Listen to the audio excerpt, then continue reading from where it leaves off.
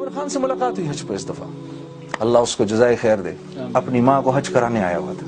He had come to मैं, मौलवी तारिक जमील साहब, शाहिद अफरीदी, हम उसको दावत देने गए। तो अल्लाह ने उस नौजवान में बहुत खैर रखी है, बहुत खैर थी उसके अंदर, बहुत खैर थी उस नौजवान में। Allah bless him, may Allah accept him. So out of all of us, Maulvi Tariq Jameel Sahab was the most concerned to meet him. He says, I have to meet this boy, I have to meet this boy. और मुझे इसको अल्लाह का पैगाम पहुंचाना है हर सूरत के अंदर। So as Maulana was speaking to him, he gave us half an hour. But once Maulana started speaking to him, we stayed there for 3 hours. मुझे अपना टाइम याद आ गया। When one of my friends came in to meet me for 5 minutes. He says, I'm going to meet you for 5 minutes. He said, I'm going to come and meet you for 5 minutes. Wallahi, he kept on sitting with me for 3.5 hours.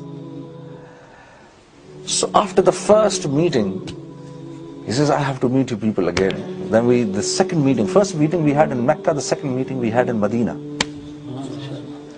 So we went, he says, yes, I'll meet you from 4 to 6. And then we kept sitting with him for 6 hours. And then I had to literally pick up Maulana. Maulana, please get up now.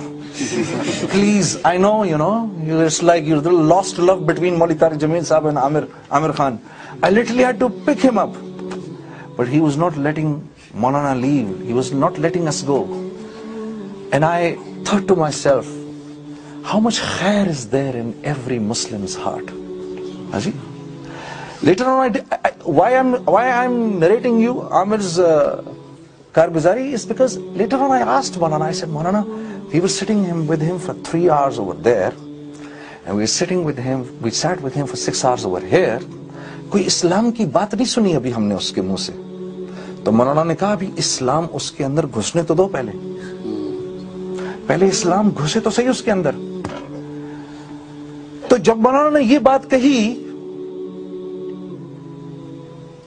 वो हमारे साथ नमाज पढ़ने के लिए आए ना, तो आकर एक मासूम बच्चे की तरह पूछने लगे, जी मौलाना, टोपी के बगैर नमाज पढ़ सकते हैं? कुर्बान जाए मौलवी साहब पर। हाँ बिल्कुल पढ़ सकते हैं, बिल्कुल पढ़ सकते हैं, आप पढ़े। तो उसका चेहरा खिल गया कि यार मैं टोपी के बगैर भी नमाज पढ़ सकता हूँ। उसने टोपी के बगैर नमाज पढ़ी, फिर खुद ही उसके दिल में आई, लेकिन टोपी के साथ अच्छा लगता है। फिर वो अंदर गया, जाके उसने सर पे टोपी पहन ली। हाँ जी। तो मैं ये सोच रहा था, I was thinking that after the second visit, I became jittery. Why weren't we talking to him about Islam? And then I thought to myself, look at Allah. Allah कितना करीम है, अल्लाह कितना करीम है कि अल्लाह रब्बुल इज्जत ने अपने इस बंदे को भी मौका दिया कि तू आ मेरे पास आ और अपनी सारी जिंदगी के गुनाह बख्शवा ले। इसको भी मौका दिया अल्लाह ने। ठीक है, मुझे इतनी शर्म आई, मुझे अपना एकदम ख्याल आ गया कि ये तो अपनी माँ को लेकर आया है और इसने अपनी माँ को व्हील चेयर पर हज कराया है। हाँ जी, कितना खुशकिस्मत नौजवान है, माँ को कराया इस तरह। हम सुनते हैं, हाँ जी, आसान बात नहीं है, करके देखो तो तबीयत साफ हो जाती है। इतना रश, उसमें खुद चलना मुश्किल होता है कि व्हील चेयर को घसीट के लेकर जाना, अल्लाह ब्लेस हिम। सो इतनी खैर थी उस नौजवान के अंदर, इतनी खैर थी कि मैं आपको बता नहीं सकता, यकीन करो।